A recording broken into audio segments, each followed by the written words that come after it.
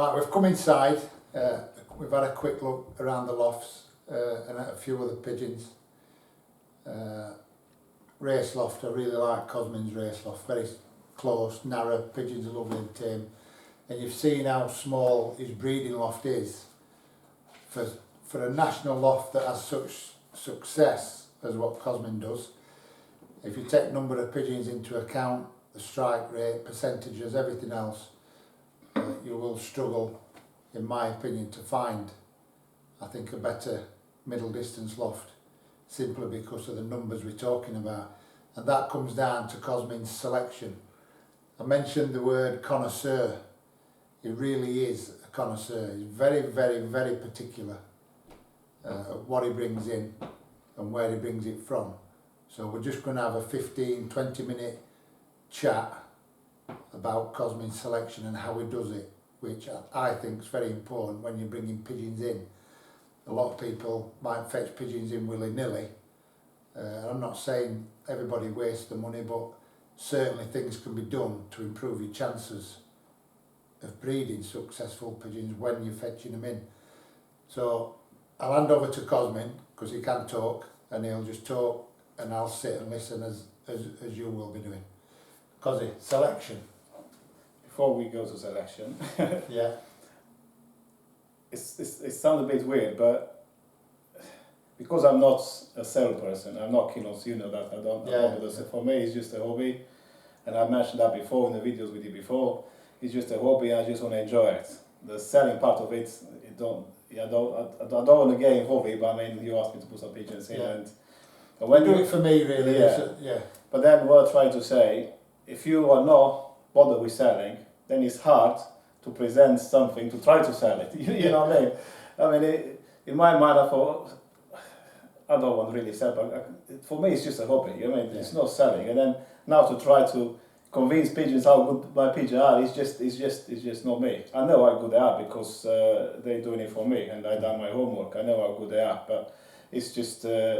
It's hard. I mean, it seems to be weird, but it's hard to try to explain how good the pigeons are. I know exactly what you're saying, because one thing I will say about Cosmin as well, he's not a hobbyist as in he don't want to win, but he's just so happy, like when you're sending a club or a fed, unlike a lot of us, if I don't win, I generally throw a dummy out at pram and I'm thinking, why, what's gone wrong, what do I need to do?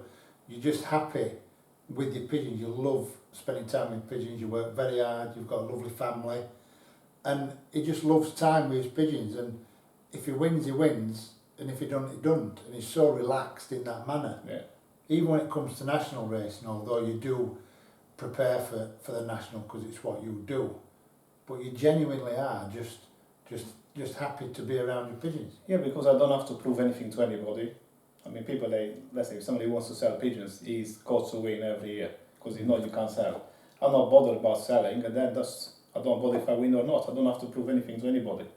I love my pigeons, and when I bring a pigeon in, I bring a pigeon which I think is going to help me, not selling, help me to improve my performances. And I'll bring the pigeon in which I like. If I don't like it, it won't come here. And it's just the main purpose is for me. And I enjoy, I love the pigeons, and don't get me wrong, I am relaxed, but I prepare the pigeons 100%. You know, I do the best I can with, with the time I've got. You know, I'm not a great trainer, and I don't have the high training, but part of that, obviously, they get the food and training and whatever they need to get to be right for the racing. Because if they're not right and if they're not healthy, you're not going to win with them. I mean, you can waste your money buying pigeons from everywhere. You don't know how to prepare them and to get them ready for a race. You're never going to win. And obviously, I do that kind of work. Particularly for national. For national, yeah. For club, I don't bother. You know what I mean? I mean, I don't want to knock anybody off in sprinting because I don't even bother looking at sprinting racing. But it just seems the sprinting. I'm not saying all the time, but most of the time, is dominated by the loft position and the work you put into it. Well, I'm not in a good position for the sprint races, and I haven't got time to do the training and the work for sprinting. And then, of course, if you are not prepared to do that and you are not in a good position, you're not going to win, basically. You see. But I send them, obviously the pigeon, they go in a club, they got to be 100% right to go, and that's just mainly just training for the bigger races. And I quite often I get people asking me, I said, you do all that work for only a few races in a year, because don't forget, don't race Paul. I can send it to Paul a couple of times, but I don't race Paul. It's mainly 4 races, and this 4 national races, which that's why I concentrated on. And this year, for the first time, I mentioned in the other video, I sent to younger national hands. I sent 2 hands and youngest in that race. But mainly it's just the 4 races a year. And I mean, we talk on the national racing day. It's just the excitement you cannot describe. I'll agree with that. You cannot describe the excitement when you know you race with the fences on the coast, Midlands, and up north. And I said this before, I'm going to say again, even if probably I might upset somebody. If you think you're good, send in the national and see how good you are. Because in the national, obviously the wind is still playing its part and the distance, but most of the time is the quality of the pigeons. If you haven't got the pigeons, you can train them pigeons for the national, it won't help you a lot. It won't help you a lot, because you go training 20, 30, 40 miles, you send it to 500 miles. What are you going to teach in 40 miles when you have to fly 3, 4, 500 miles or 700 miles? You're not going to teach them a lot, isn't it? It's just the pigeons. Yeah. If the pigeons cannot do it, that's it. Yeah. When in shorter races sprinting, it's more down to your management, you know, and the training, and obviously the loft location. Yeah. Because I can speak from experience with that one. Well, the sprinting probably you can talk more than me, because it's not my. Yeah, well, I'm a sprinter at heart, but as we know, for the last few years, I've listened to Cosmin. I've learnt a lot from Cosmin, and then I had to go at national racing. Did well, got a lot of luck, had some good results. You were very lucky. Very lucky. First time I win the section, that was a cool luck. First time I won the section, but yeah. Talk about pigeons, that day she was a yearling hen. She was a fantastic hen before that. I think I packed in with club then. She would have had 2 first feds with the fed that I sent them with as trainers. But it was a lot of luck as well, I'll admit that.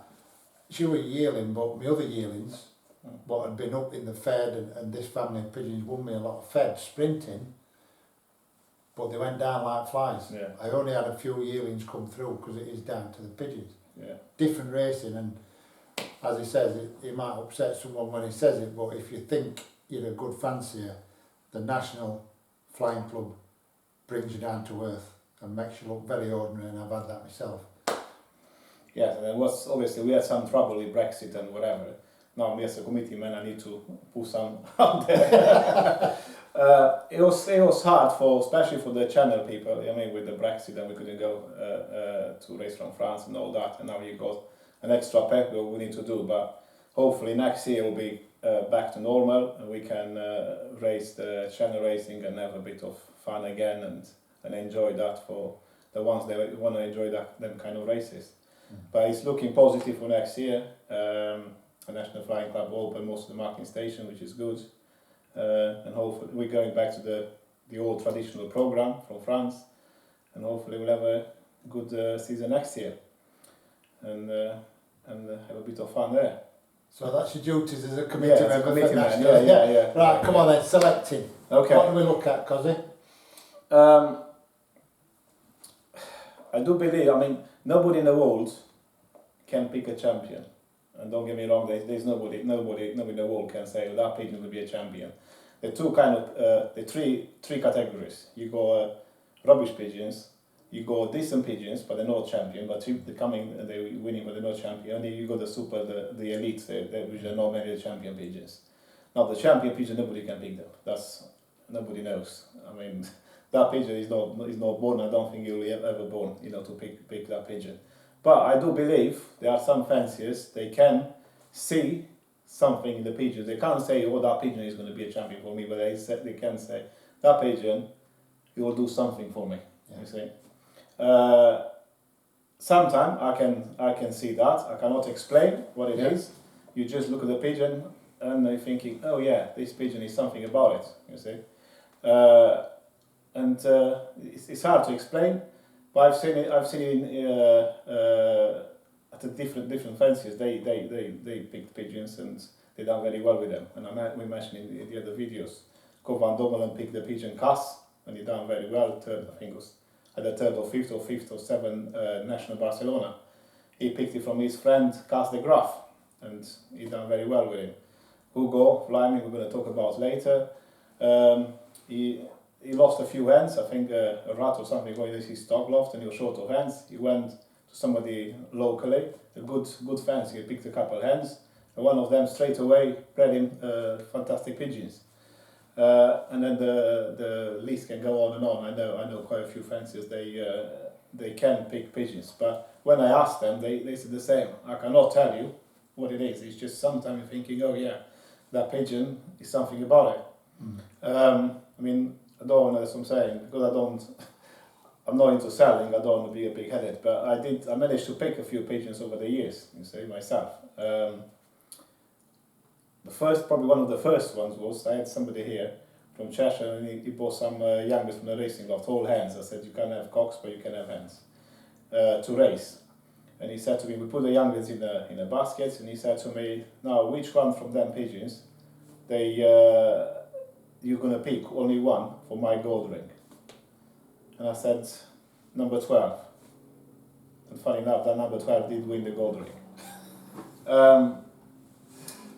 Now, the parents of that pigeon, they wasn't proven. The mother was just the introduction, a hen I called Marcella. And we're going to talk about that in a minute.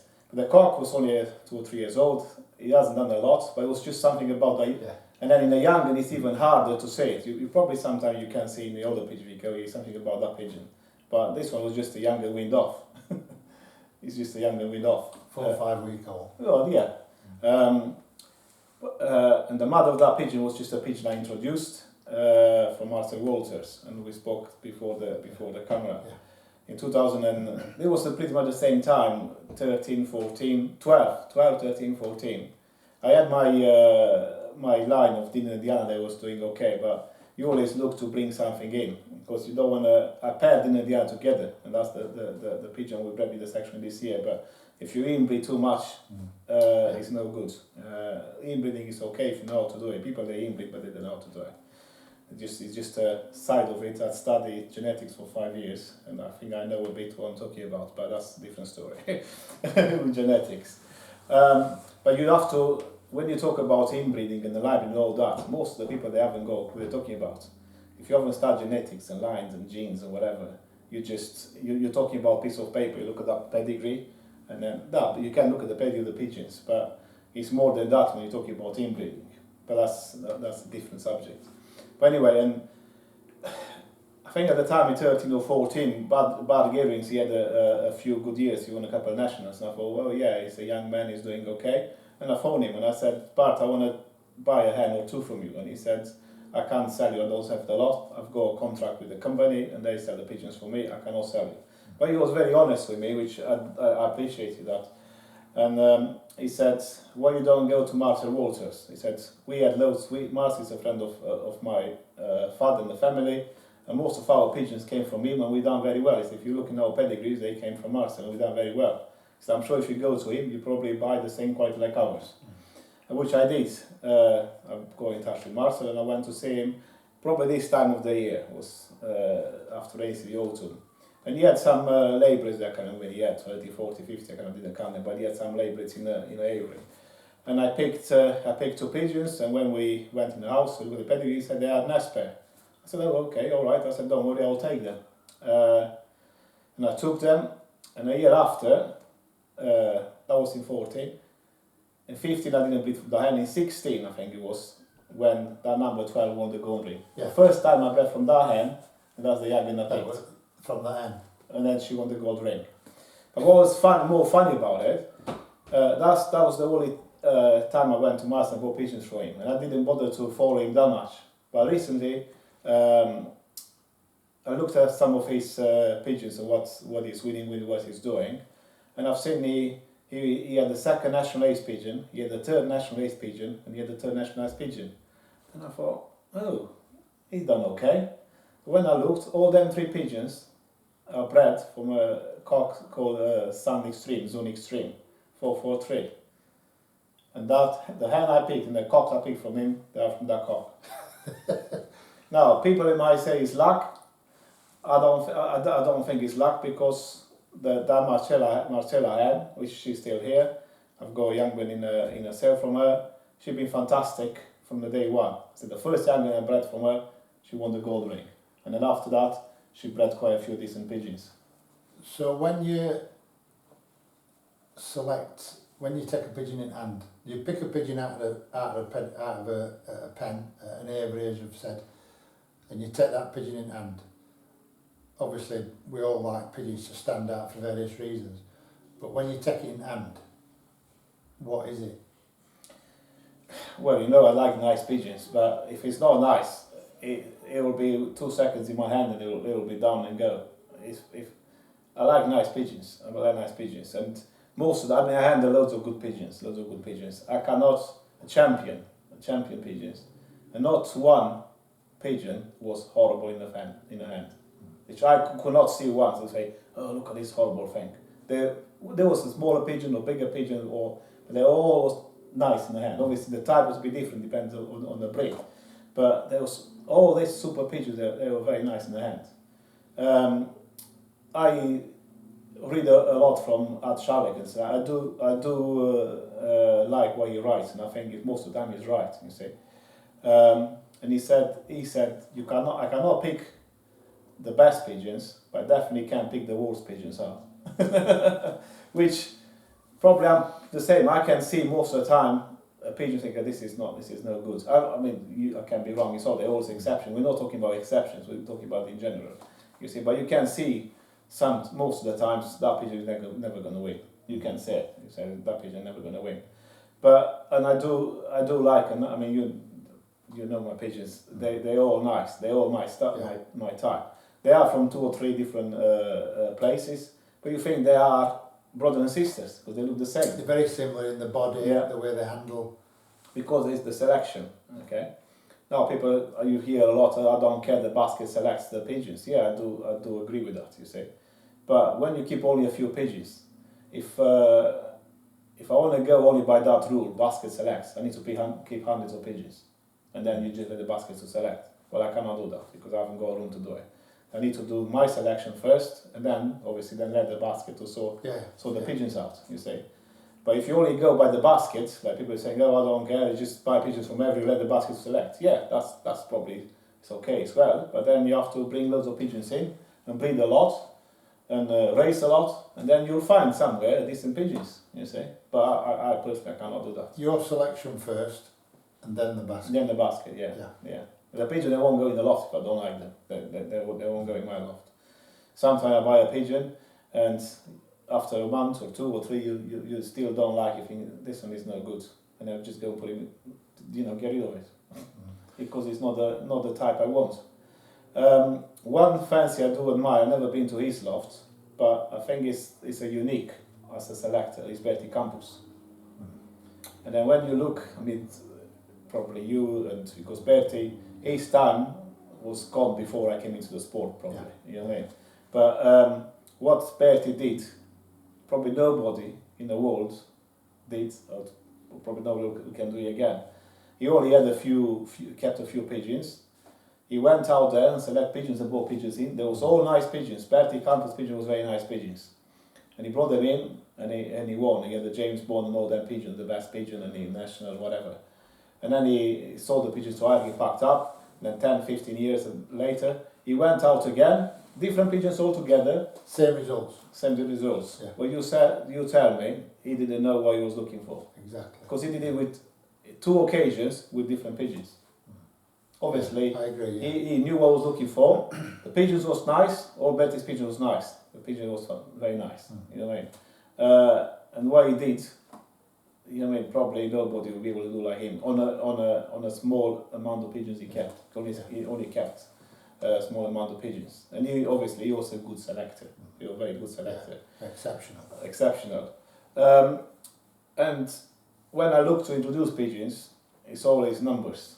When I see results, I look at numbers. How many pigeons you send, how many pigeons you send, but then I look to your breeding, how many pigeons you keep, how many pigeons you breed to raise. Because These are very important for Cosmin. Yeah. In his selecting from a family. Yeah. Even if, let's say, I've found a fancy, I remember, he was only sending a few pigeons. I thought, oh yeah, he's doing well. He was always up there. But then when I look into it, he was breeding hundreds of pigeons. Yeah. But in the bigger races, you're only sending the best ones. But he had hundreds at home. He had 30, 40, 50, I can't remember. He had loads of stock birds. And I did go in touch with him, not to buy pigeons, but by accidents. And we were talking, and he said, oh, no, what I'll do, he said, I'll raise my pigeons in the local clubs and whatever. And then the best ones, I send in the bigger races. But then obviously he had loads of pigeons, and he just picked the ones. Yeah. But from the outside, when you look only at the results, if you think, oh yeah, he's doing okay, only sends 8, 10, 12 pigeons in a race, he's fine. But you've dug a lot deeper Yeah. and found out he's got a huge team around him. Yeah, so you look, obviously, you look at the results first, but then you find the pigeon or the fancy, whatever, you're thinking, oh yeah, he's doing okay. And then you go deeper and deeper and see, then you go and say how many pigeons he keeps, how many pigeons he raises, how many stonebirds he's got, how many young birds he breeds, how well he does. And then on top of that, is he got a family, or he's just got pigeons from everywhere, and he just, now and on, he managed to find a good pigeon. Yeah. For me, it's more, if I bring a pigeon in, it's got to be a family of pigeon. If it's not a family, I'm not interested. This goes back to the genes, you see. A lot of crossing, they're good, but you pay a bit luck on it when you bring, there are loads of crossing in a pigeon and from everywhere. And for me, to be able to select the pigeons I want, the genes, they got to be right. And then you can rely on your pigeons. You send only a few pigeons, then pigeons, they won't let you down. Because you've done all your homework and all that, you see. And then the pigeons. I mean, I look at my pigeons, I go back generations, and I can. That's the thing, looking at a pedigree, you want to see results from the back all the way to the front, not just the parents and the grandparents purely bred for breeding because they're out of X, Y and Z. You want to see results all the way through. Yes, and when I look at the fancy, I want to see him, we pretty much say, you bring pigeons in, but you have to, you want to see the base of the pigeons keep winning year after year after year. Yeah. You go back 10 years, the same blood from that fancier is winning today. That's what I want to say. Because there are loads of fancy that they managed to find a very good pigeon, and you're thinking, oh yeah, that's fantastic. Well, yeah, but before that, what you done before that? And then I'm not jumping the queue or whatever that quick. Oh yeah, I'll go and buy pigeons for him. I'll wait another few years to see if he does anything else after that, because it just might be one off. Yeah, he managed to find a good super pigeon, but there's no lines there. It's just the pigeon is okay, but the fancy himself is not continuity for him to win races, and then that kind of fancy don't bother me. The pigeon is fantastic. You've done it, you give the pigeon the credit, but it's not the pigeon I want to bring in for myself. I tried in the past and it never worked, and then I don't do it again. I want to see the line, okay? Because you see a lot of, especially abroad, they buy some pigeons, the fashion pigeons in, and also because they're decent fancy, they'll win with them for a few years, and then they'll sell them, and they'll bring another family in, to sell them. And not just abroad, that happens in UK a lot as well. Yeah. And then they do it years after years just to sell. I mean, you look at my pigeons, you never see fashion pigeons in my pedigrees. Because they don't bother me. I'm not for selling, I want good pigeons.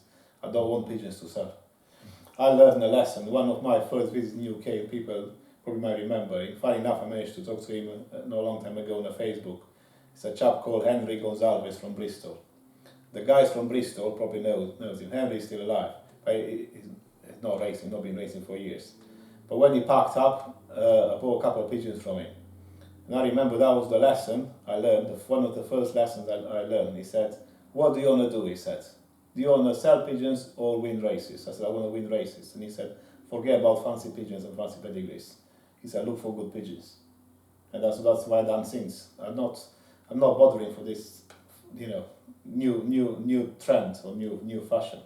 Because what people don't understand, whatever new fashion, new trend is, they're still bred from the old pigeons. They're not bred from the... They're still... They're not new. There's nothing new. It's just somebody been winning with them pigeons, which he he created them pigeon or bought some pigeon from a few different fancies. He managed to put them together, and he's winning. They say, oh well, we got a new strain. It's not a new strain. He's bred from the old pigeons. He's still from the old pigeons, still the same, the old line. You know what I mean? It's not like he gone on a different planet and got different pigeons. You know what I mean? They're still from the old lines. And you see a few champions. They bred. I don't want to mention names, but it's one particular pigeon is quite popular these days.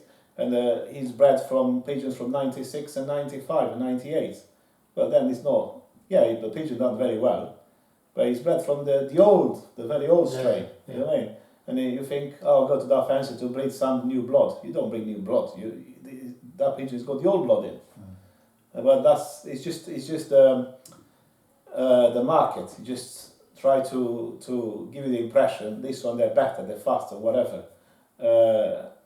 The old strain is still good. I mean, what you'll see in my pigeon is a line from Primavera. People probably remember the Primavera. I had Cambore, and there was a few pigeons here. They're now okay in UK, but they don't talk about it. But the Primavera was a 95 pigeon, I think, 1995. It's a long time ago. But still today, I couldn't see another pigeon, especially hen, better than Primavera in Holland. Or probably even in Belgium, better than her. Yeah. She had 10 firsts. She had wins in a big competition. Yeah. Super pigeon. Yeah, she was unbelievable. Yeah, and that's the line I concentrate on my pigeons. You see, and that was the line doing well for me. And you still see now it's still winning for me. It's an old line, but it's fantastic. And Primavera, she's a Johnson de Klerk. More 3 quarters and a quarter.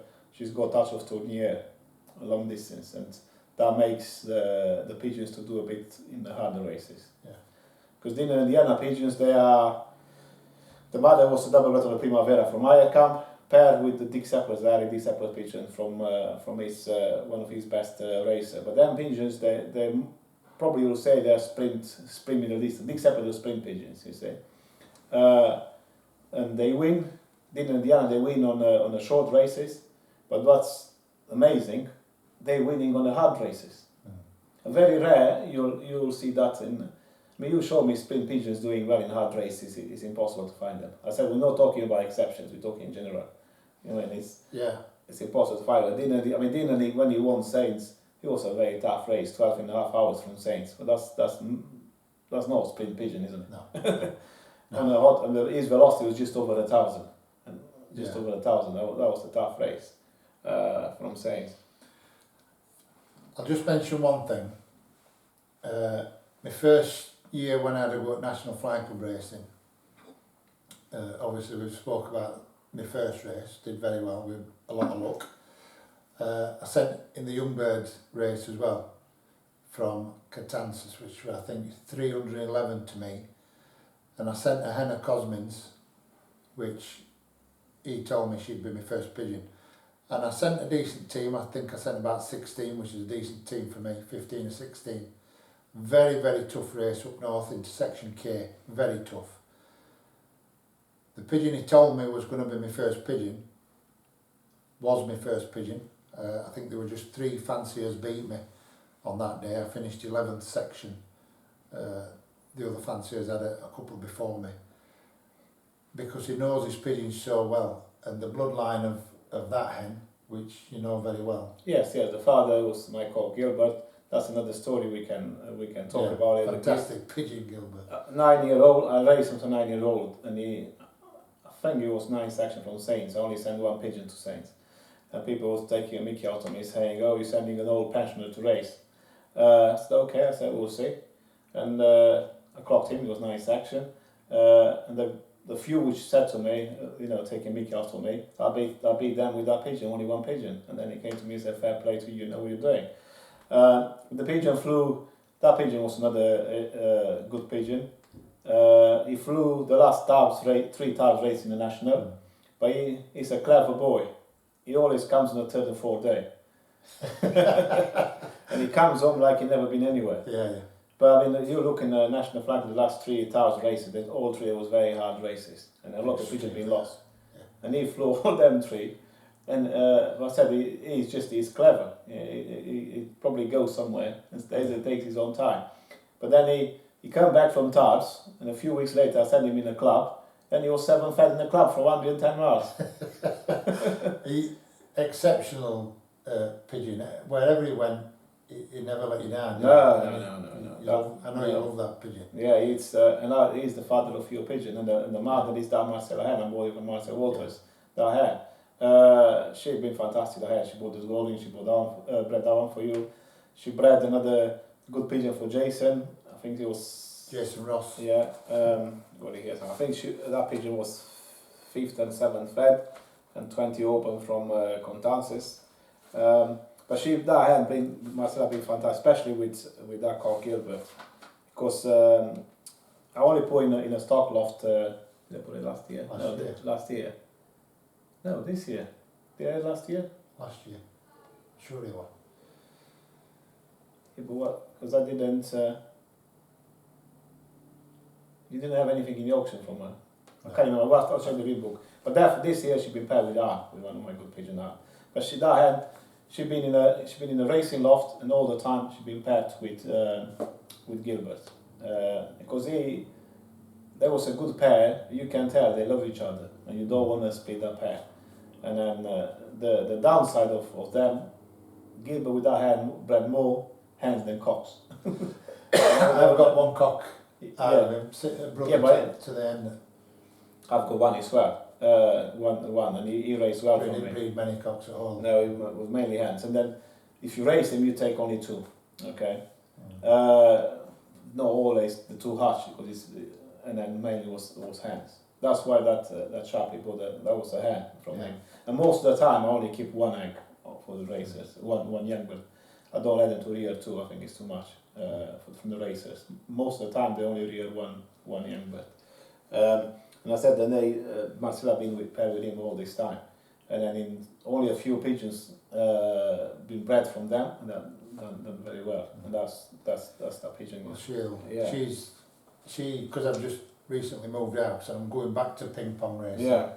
I'm going back just to young birds. It's a different story. We're not talking about me today, but it's very difficult for me with work and everything else to manage old cocks, old hens, young birds, stock birds. So I've moved house, I'm cutting my cloth to continue racing, I'm just doing young birds only.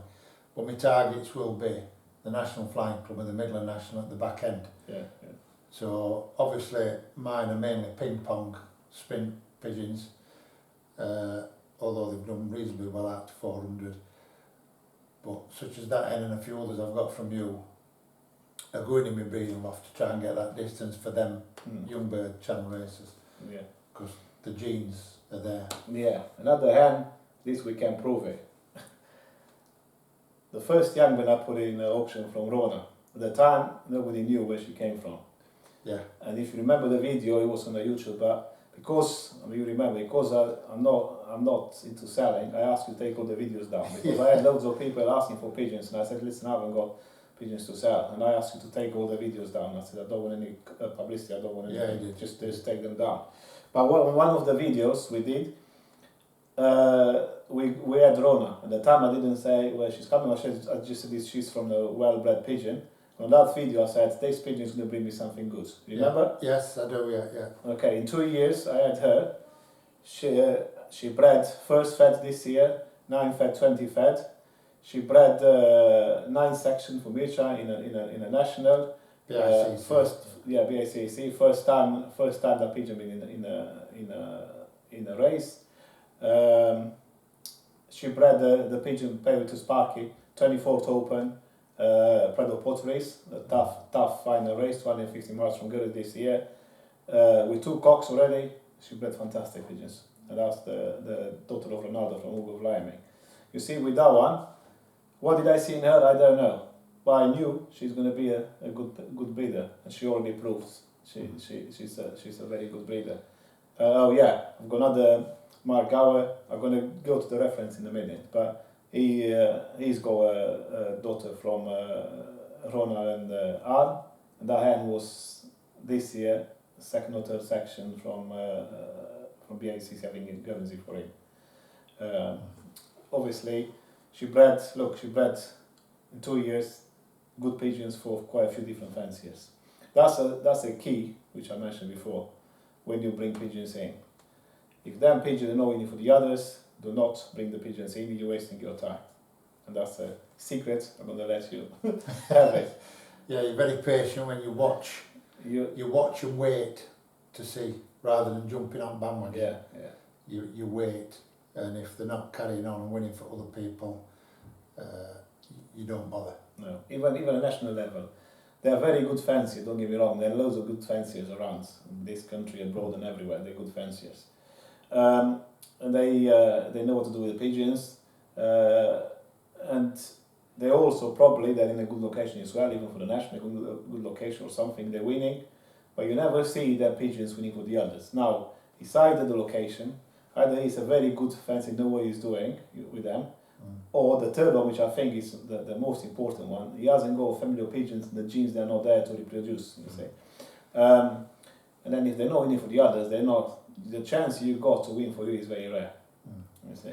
The nucleus of that, and all top fanciers that I visit when I'm on my rounds at this time of year, travelling around the country, they all have a nucleus, a base family where generations are proven. And they trust that they'll continue. It's all right crossing in, like Cosmin said, you bring the crossing to that base. But when you're crossing in constantly, you don't have a base, you don't have a family, and it's very easy to lose. If you have a super pigeon, you can lose that line without protecting that line, which is imperatively important for a family of pigeons. Well, it's like the Dino pigeons have been fantastic, but it's a shame.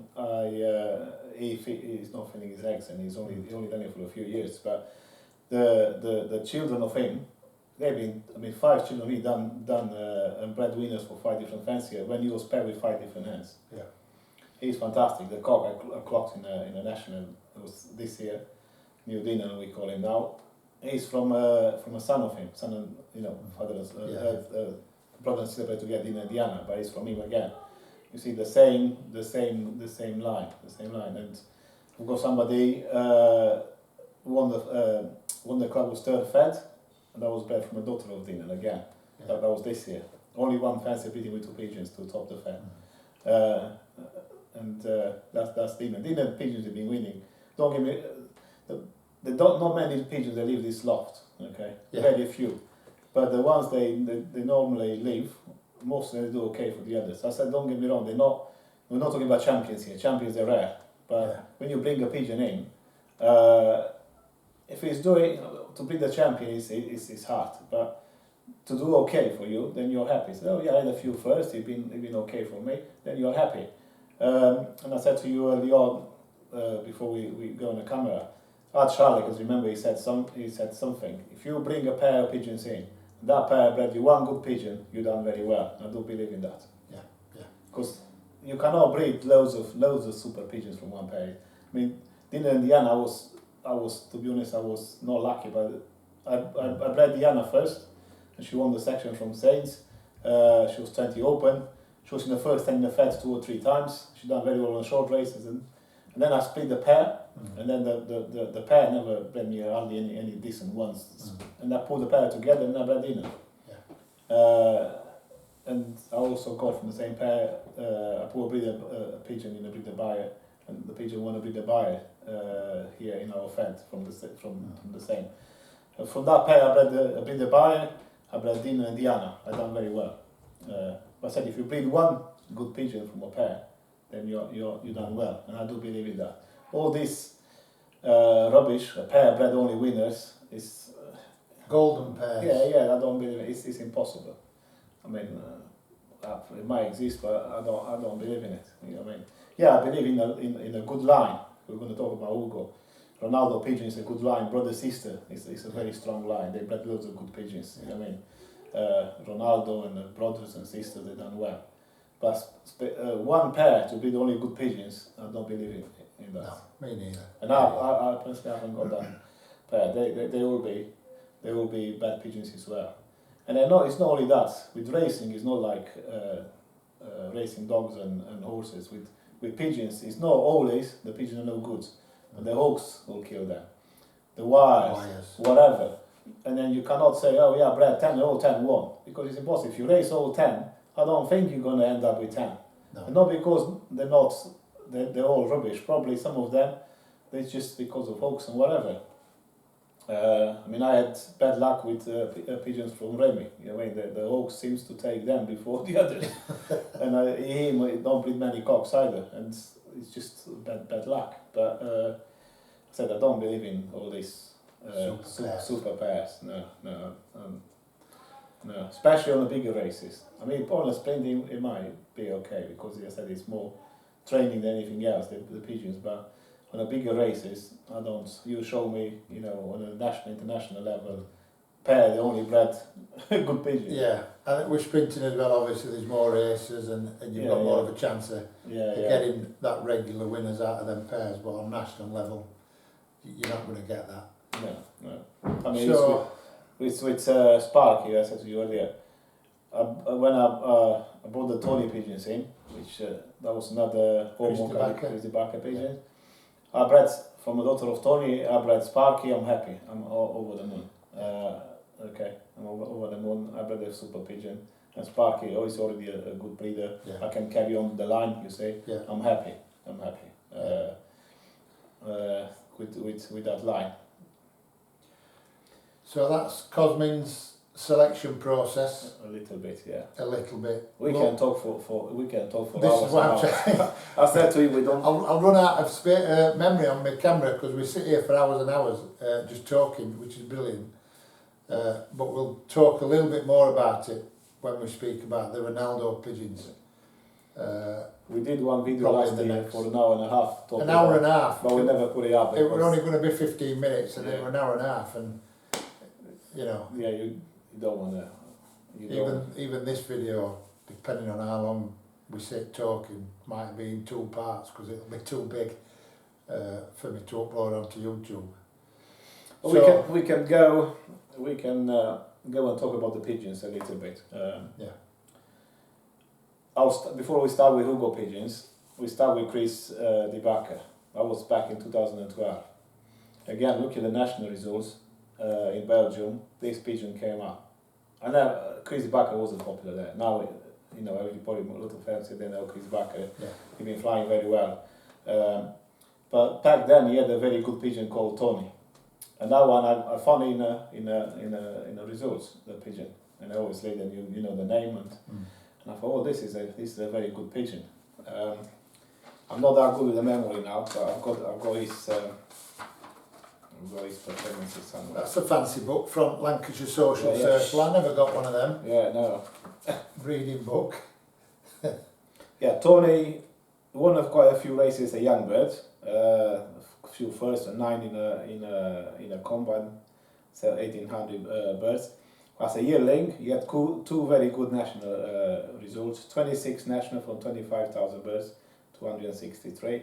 And 38 national Argenton from nearly 20,000 birds. And after 2 years old, in 2012, he was 3rd national Châteauroux from 16,500 birds, and 5th national Bourges from 20,589 super pigeon. When I've seen that pigeon, I thought, this is a good pigeon. Go in touch with Chris. I went to see him. I seen the pigeon. I liked the pigeon. I thought, I want some children from him. And he said, okay, I'll let you know when they're available. And I had to go back and I bought them. And one of them, the daughter of Tony, is the mother of Sparky. But Chris sold the pigeon in that year to China. He didn't breed many from him.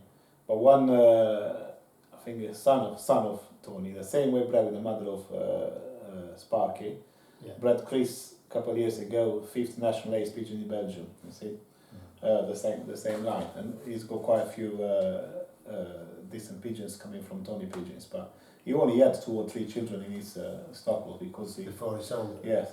Yeah, and obviously, I think he only had two or three he had from Tony. But they already bred good pigeons for Chris, very good pigeons for Chris. But that was one of them I brought earlier, and Sparky came from that. Then we mentioned Marcella, that was another one pretty much in the same time. Yeah. The Tony Pigeon, I brought them in 2013. Marcella came in 2014. Her brother, because I didn't have enough from here, give it to somebody in Oxford to breed from. If you look at the Marcel water pigeons, you see some white pigeons. And then the white pigeons in Garrick's pigeons came from Marcel Waters, from the pigeon called the Lew. The mother of the Lew was a white hen, and that's why the white came. Well, I paired the nest pair of Marcella, I paired it with another Marcel water pigeon, 2 blue bars, and bred me a white hen. Yeah, they're white, pure white, apart from a tiny bit of black in the I tail. think 2 or 3 feathers in the tail. Well, that hen bred last year, fed winner for Gavin Buckley, and the nest pair of that one went to Holland, because the white hen, she's in a racing loft, she's paired with a racing cock. And the 2 I bred last year, one went to Gavin and one went to Scotland. The one in Scotland last year was this fancy Jimmy Mark, was his first pigeon in the club, but he ended up second. It was his first pigeon, was second in the club, over 500 birds, I think Jimmy said. And this year he sent the same pigeon to a national, Scottish national, a very tough race, and I think it was his second pigeon, about 40 something open, 360 or something miles. I've got it here somewhere. 330 miles. This year's a yearling. Been to Scotland. To Scotland. And that was a very tough race. Remember Jimmy said it was a very hard race. That was Marcella, that pigeon I brought. And then for a while I was happy with the pigeons I had. I said, oh, that's fine. I was happy with the pigeons. But then I looked into something to do a bit of, to put a bit of more, people are talking about a bit of speed. Yeah. See? To do a bit of speed.